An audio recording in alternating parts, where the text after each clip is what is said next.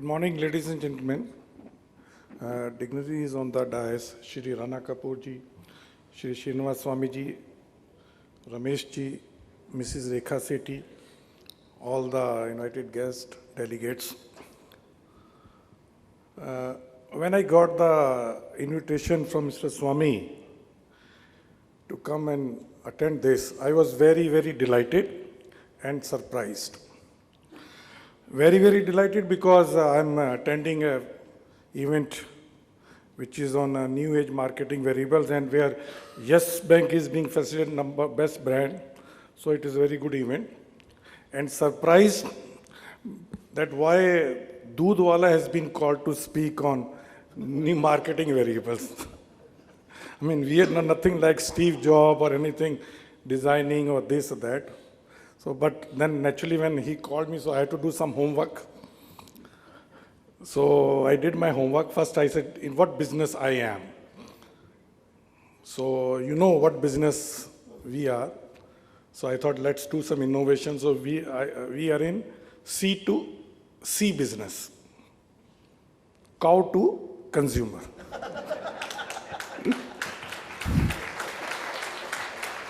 Well, I mean, it's true. Amul owns the whole supply chain from cow to consumer. It's owned by farmers.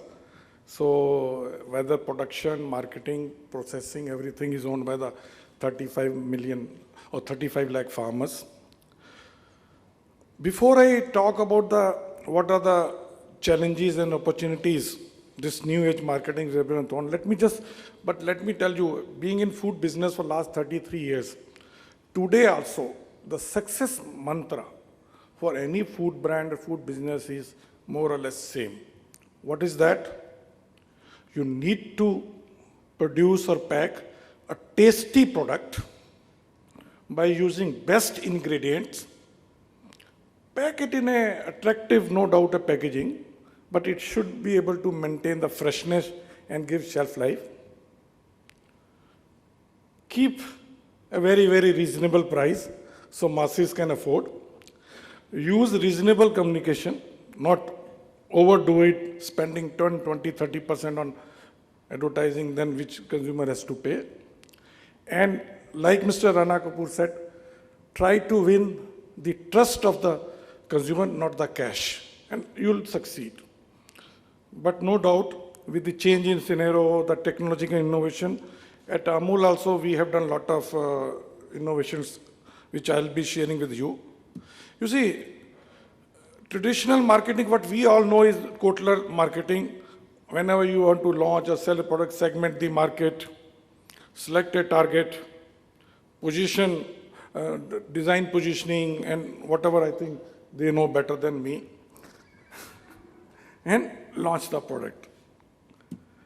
And old era was mass media, mass marketing, in-person, one way only. I mean, you are doing everything, marketers thinking my target is this is my positioning, consumers understanding this is my brand. It was totally one way, and the marketers were the custodian of brand in the old era, not today. And then came the deeper fragmentation in the consumer segment, like I talk about food, people started talking about health-based food or functional food, etc., etc. But when segmentation came, it was becoming also difficult. I mean, we talk a lot about health-based or sugar. I mean, we have launched a lot of sugar-free products, low-fat products. People talk. Let me tell you, people talk only. Don't eat. When they want to eat, they generally eat tasty, what I said. And reaching this small segment is still very difficult in India. Scattered segment, cost of reaching them is very high. I mean, I've been hearing last 33 years about rural marketing, big market, growing market, but still it's not, I mean, very difficult to differentiate in urban and rural market because reaching those small consumer in remote area is becoming very, very expensive and difficult. And media fragmentation also, we know, earlier used to be print, radio, TV, now we talk about Twitter, Facebook, YouTube, Instagram. And This now with the only thing is happening is interaction is becoming two-way by using dictionary technique. It's not now you are not marketer or the manufacturer is no longer a brand custodian. The consumer is the brand custodian of your product. And now because of direct interaction, the companies are themselves and consumers. They know what consumer feel. They have to see if I'm launching a product, what consumer is feeling. You immediately get the response. And new technologies deployed how to reach to the remote areas, how to reach to the small outlet in a gully. I'll share later on. Also, how to maximize customer lifetime value, like Mr. Rana Kapoor said just now. And how we all in this, how Amul, I mean, I'll sharing with you some experience at Amul. First is how we extended our popular campaigns into digital space. And latest, I think this was our butter topical we gave just few days back when the elections were on the peak. Today it may change. And immediately we get, you see, let me tell you, I start getting consumer feedback before I see the creative. Because in this campaign, our advertising agency has not to take our approval. They just send us the email or send on the WhatsApp, whatever new creative is. But before I see that, I may get response on Twitter on our campaign. And very fast. I mean, now you don't need to do any dipstick study, etc. You immediately get the feedback. Like this was on AIB all butter controversy. And then R.K. Lakshman obituary on that. And also, we are also using technology for consumer interaction. This we used on this Facebook, where, I mean, we have a beverage called Cool, where we just said that anybody can take a pic and put it on the Facebook or WhatsApp. And then every day we used to select 10 to 15 best pics and award them. You can see how people, I mean, get involved in this, in the product. I mean, whether it's the children or the housewife or the old age.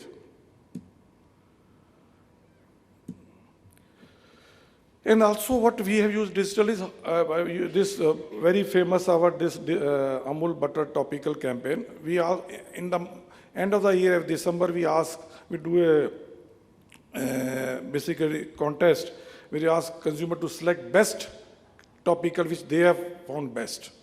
And we award it. So consumer only vote whichever topical they have found the best.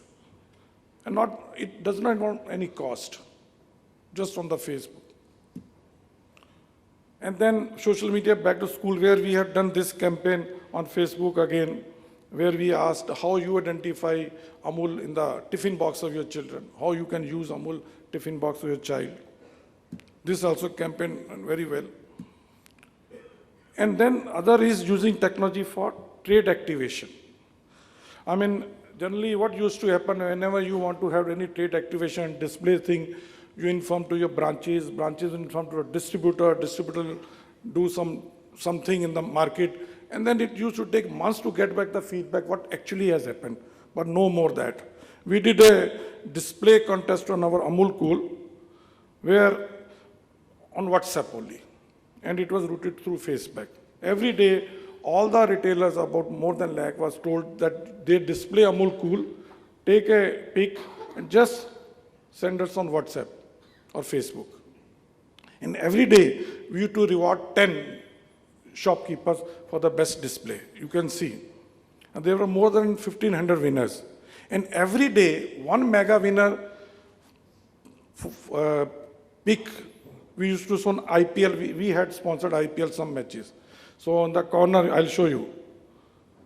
And this campaign won a lot of awards. Finalist World Beverage Innovation Award, Best Brand Marketing Campaign, and finalist Mobile Marketing Association Award. And not much of spend on this. Nowhere we had to spend anything. This is the advantage of digital. And you can see that every day one shopkeeper pick is shown who was the mega winner.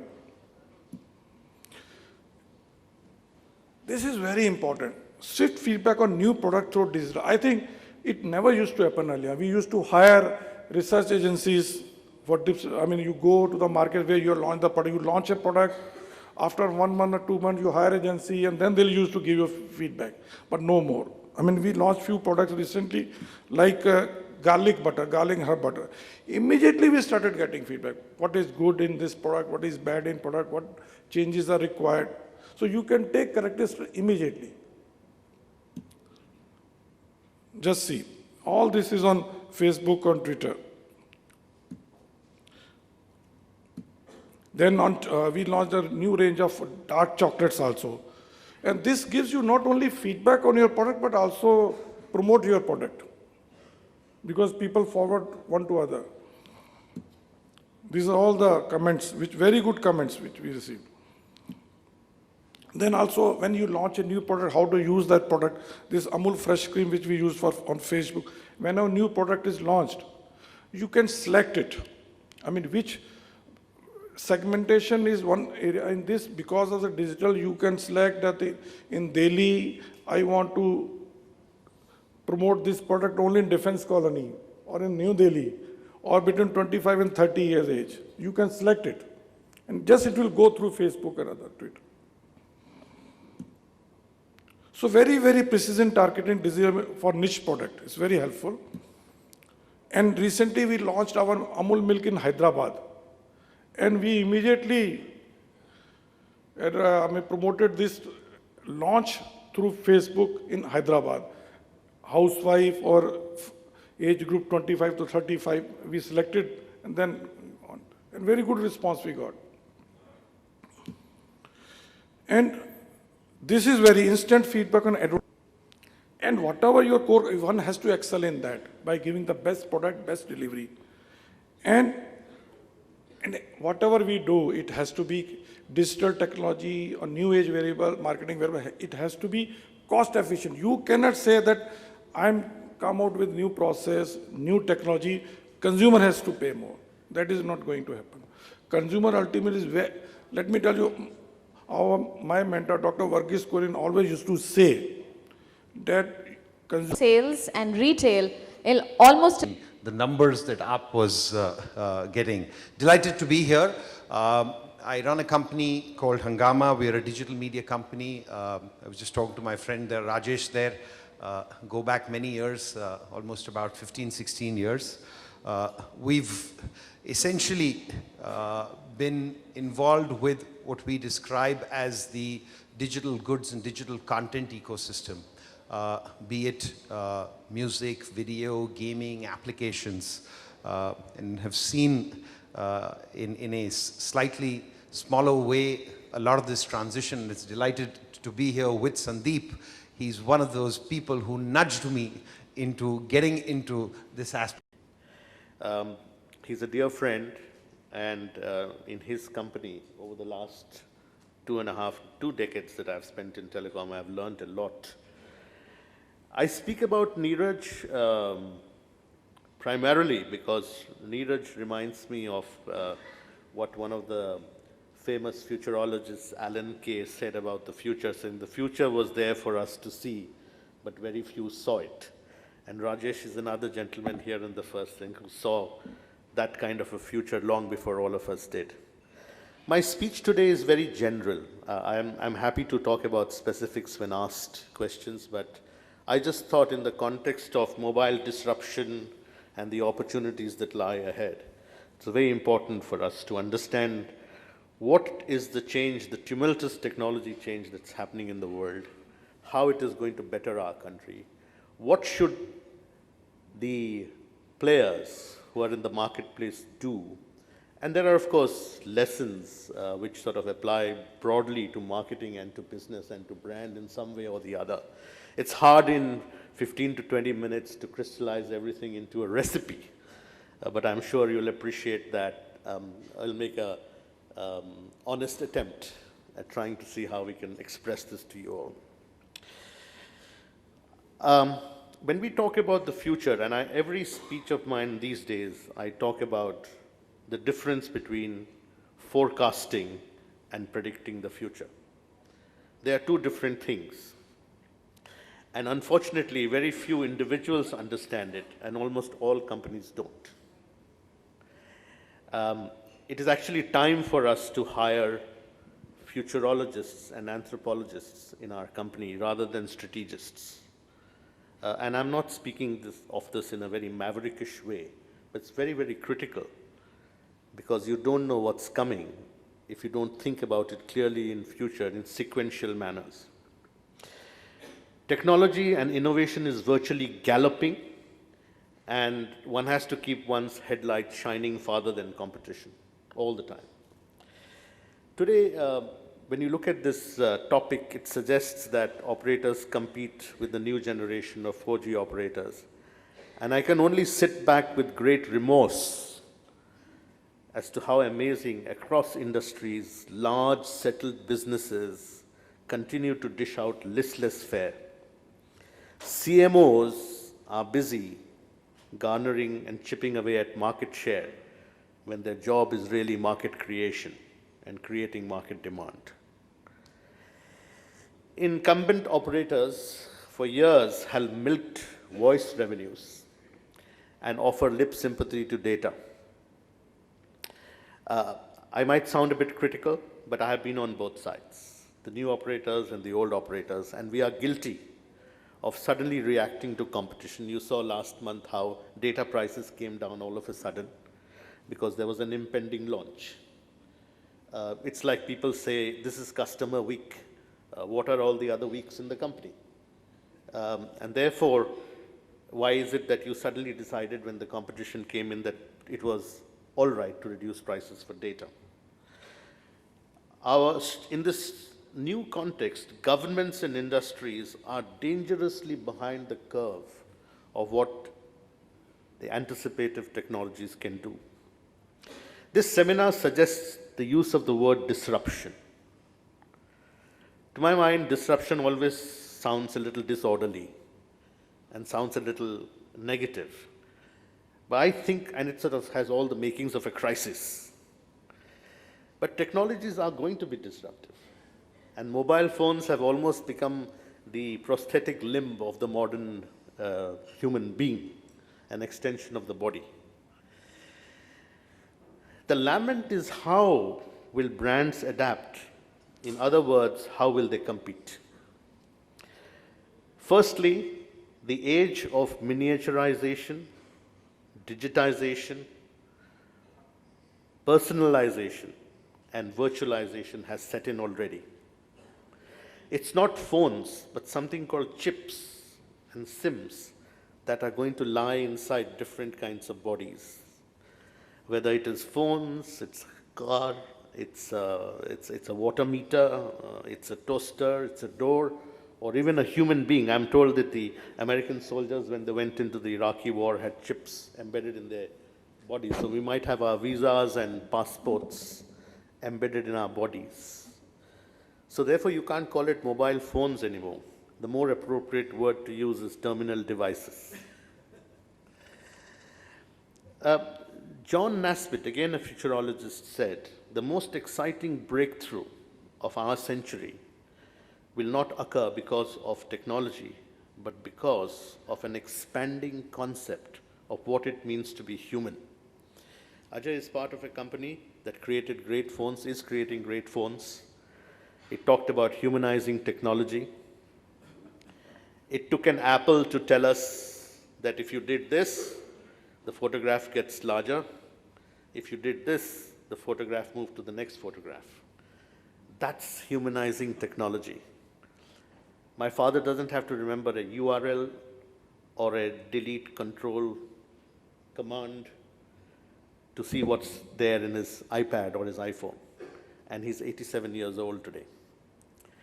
Let us examine the impact and the consequences of the 4G, which is often called the 8-lane highway. The smartphones are the new Ferraris, affordable with great features running across the lines. The whole industry is now advertising the roads. Come to me, I have 3G or I have 4G. Nobody, and only recently have people started talking about the destination. Where will those roads take you? What is the benefit of those speeds? If this question is not answered by my 75-year-old mother, it makes no sense to talk about 4G and 3G. A decade ago, we talked about convergence. It was a very bandied word, and then we finally abandoned it. But I think the time has come now, and thanks to the quality of devices that Ajay is going to talk to you about, it has the pricing, the quality. I mean, we could put several million ENIAC computers into one small little chip today. And it is on your person. There was a very famous line which says that fixed line phones reach fixed line phones, but mobile phones reach people. And there's a great difference. We have abandoned many things, MMS, video calling, etc., etc., etc. But today, with abundant data bandwidths, with the way the pricing is planned, video calling will be as simple as Skyping. New players with no legacy or systems will pull out everything that they can to bring in a new era. New players in telecom are going to recreate and reimagine business all over again. Everything will digitize faster. We'll use contemporary platforms. We'll break away from the painstaking torture of building brick and mortar distribution for years and years. It's now online. Self-service. There'll be tons and tons of big data analytics, so you will be able to hone in on the customer by habit, by feature, and it'll be the way in which you will sharpshoot customers. And the most important thing in modern day online business of telecom and digitization is the supply chain management. If you have mastered that, it's your bloodline. We have seen in the recent past how supply chain management cost a company its sale. Competing firms will have to make major shifts or they will be decimated. It's the law of the corporate jungle. There is a window before the data tsunami hits us all. You know, like the tsunami, the water first recedes. This is that time. A big wave is coming. But operators must understand that they are sitting on millions of consumers. I remember that in the famous 1983 World Cup, somebody went and told Kapil Dev, "Do you have enough on the scoreboard?" He said, "We have got 183. West Indies has to go and get them." So they are sitting on millions and millions of consumers. But the problem is, for them, the consumer is statistics. It's a percentage. People come to me in old operating companies and tell me, "Sir, 2% of our high end has gone down, so our situation is better than last month." Imagine you're at 2% somewhere. You're not a person. Modern technology, analytics, digitization will teach you to hone in on this one person. Internet and digital is no longer a new thing. It's fundamental to all businesses. Even if you're a tire company, you have to be digital. And what has digital taught us? It has taught us asymmetric timing. A company sells off products within 15 seconds or 15 minutes. You know whether Kolavari D will be a hit in 3 hours. Amir Khan doesn't have to sit at the back of a cinema hall on Friday chewing his nails trying to see whether PK will be a hit because he can test it on YouTube. And the gentleman from Amul spoke about all this. There is creative collaboration. There is no age or rank in an organization. Ideas come from everywhere. You also fail fast. All of us in telecom technology, the old world, first want a product to be solid. 100% better than what we have. Youngsters will try something if it's new. They'll throw it off and take the new thing. So you keep producing and keep getting better in the marketplace. Speed is of the essence. So being big is no longer an insurance. What large firms took years to build in distribution, people are doing overnight. Like somebody said, if size mattered, dinosaurs would still be around. Sergey Brin of Google said, success is about simplicity. I think when we complicate things, what modern phone companies are doing are making the interface with the consumer very, very simple. As a result of which usage is going up, segments are broadening, age groups are broadening. I remember in Malaysia when I sold my first iPhone, my oldest customer was 82 and my youngest was 4 years old. That's how the market expanded, because it became simple to intersperse. Products and services can be replicated, but incumbent operators must understand that what cannot be replicated is the quality of service and the DNA of customer service in the company. There's a very famous bank in Switzerland. I saw this ad some time back. It says, a true private bank is the one that makes you wonder if you are their only customer. And think about it. We have all heard of the impact of mobile phones in 2G, what it has had impact on economies, on societies, what automobiles did to the USA, phones did to India. Cambridge economists talk about the growth of mobile penetration, increasing GDP. People in many parts of the world will experience internet on the phones for the first time. We all know that. 4G will do this more, manifold, and in multiple ways. Do you know, out of the top 100 cities in India, only 40% have some kind of broadband? And that too at an average speed out fixed line of 2 Mbps. Do you know that primary healthcare centers in India, about 60–70% of them in rural villages and semi-urban towns, do not have something called a doctor? We will see bandwidths of 50 to 100 Mbps on fixed line. We will see 10 to 20 Mbps on mobiles. We will see the true, God bless Francis Campbell, the true death of distance when we do this. Sugata Mitra in his famous TED talk said that teachers are not meant to teach. Teachers are only meant to ask questions. He supplied people with computers in his famous talk, Hole in the Wall, and people learned how to read in English themselves, learned how to play the computers. Just imagine how 4G will affect primary school and government-run institutions if we flood them with the famous Negroponte model of a $100 computer. Doctors in remote areas will see X-rays and will see reports and ultrasound reports and MRI reports in real time and diagnose. I used to be on the board of Sri Lanka Telecom in my previous avatar, and the University of Colombo was actually awarding an MBA degree on the mobile phone. How wonderful is that? So universities have shifted now to your pocket.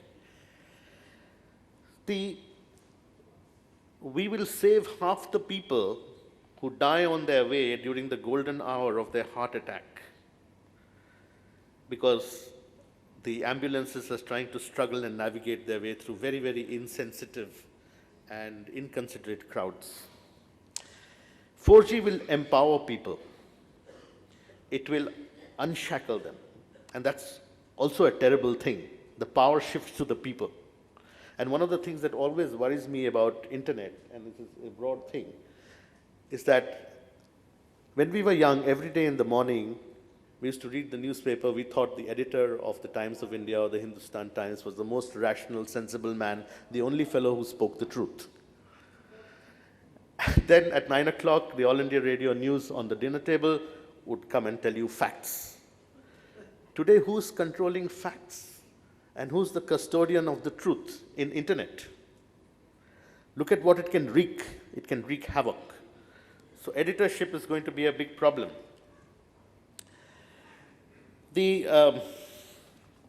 Let us not be frightened with what lies ahead. I'm sorry, Ajay, maybe I'm running out of time. We are a young country, we all know that. Over 65% of the people in this country are less than the age of 35 in the future. And I feel terrible because everybody keeps talking about a youth. It's almost as if people like me who are in their 50s are dead and buried. We unfortunately have the mullah. We are the ones who buy the new things.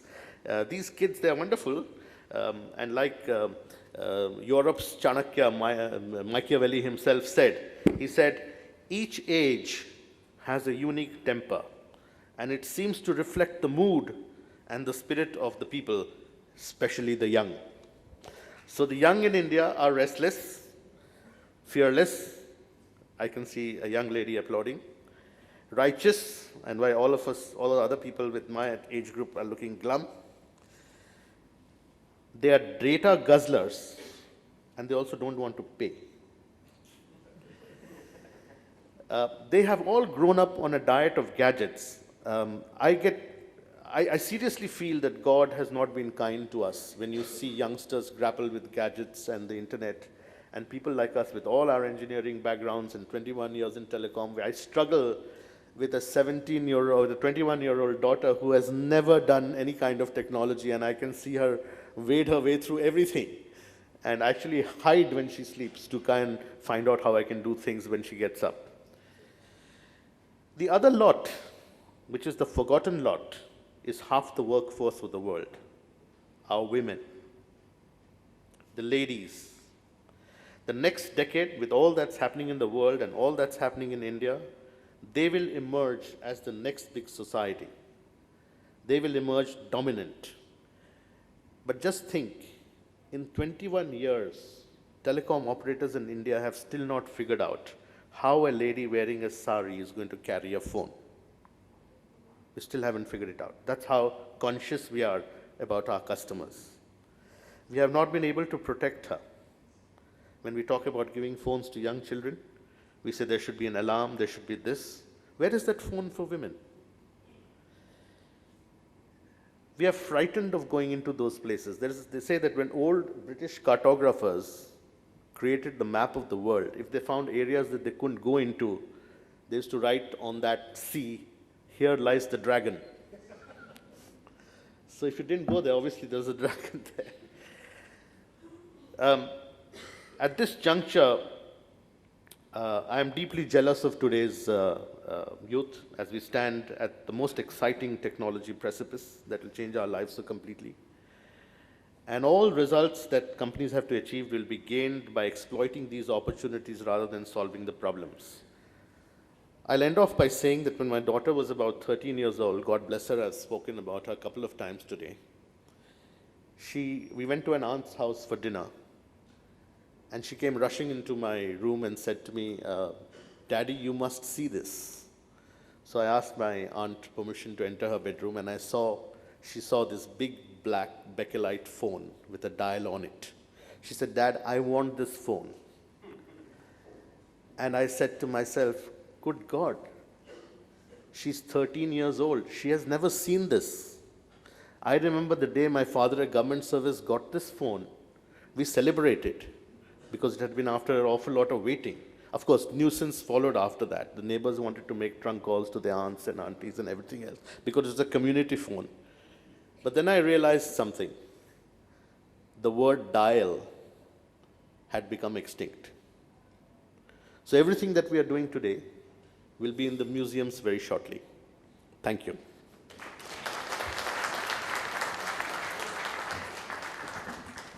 Thank you very much, Sandeep. That was really enlightening. In fact, the story of your daughters really rings true for me as well. I have a 16, 17-year-old daughter, and while I'm the one who probably spends the money, she's the one who decides. So she pretty much tells me what to buy, and if I try and get savvy on anything digital, she asks me not to act cool. So, so it's a catch-22 situation there. But thank you so much. I think the couple of things that really resonated well to me was the simplification part. I think it's very important that I'm still to get my father to get onto a smartphone confidently. I get a call every day from him asking questions. And the tsunami of 4G, I think in the Western world, statistics say that data traffic goes up almost 14 times when 4G gets launched. So I totally agree, it's a tsunami that's waiting to happen. You're going to have rich content, you're going to have access to content that the consumer experience that you can offer that we have never been able to offer in the past. There's a lot that we can do, as Sandeep mentioned, in health, in education, for businesses. Mobile phones are becoming pivotal in the whole purchase funnel as well. We are researching on the phone, we are comparing prices, we are even transacting on the phone. The mobile devices actually is now almost 20% of most online purchases that happen with the m-commerce sites today. So the whole disruption with the online channel rings so true, and it's something that we are also kind of grappling with how we move from bricks and mortar to the clicking world. But thanks so much. That was really, really enlightening, and we'll come back to more details on that. But if we can just switch gears a little bit and move to apps. And Neeraj is here, of course. Neeraj knows everything about apps, and I'll just make a small, try and make a small context setting here. It has been found that smartphone users spend about a third of their time speaking nowadays. They spend 2/3 or probably and increasingly more time on browsing, on playing games, on accessing apps, and so on. And with all the rich content that exists and the rich content that can be added with 4G connections, never before in the past have we been able to establish a personalized relationship with the consumers, with the sharpshooting that Sandeep mentioned, and build loyal relationships. And this is where we are headed to as marketeers. We are going to have very strong analytics. We're going to have extremely strong pipes and channels to deliver rich content and actually establish some really strong loyal relationships with consumers. We're already seeing apps, the messaging apps like WeChat and WhatsApp and Skype.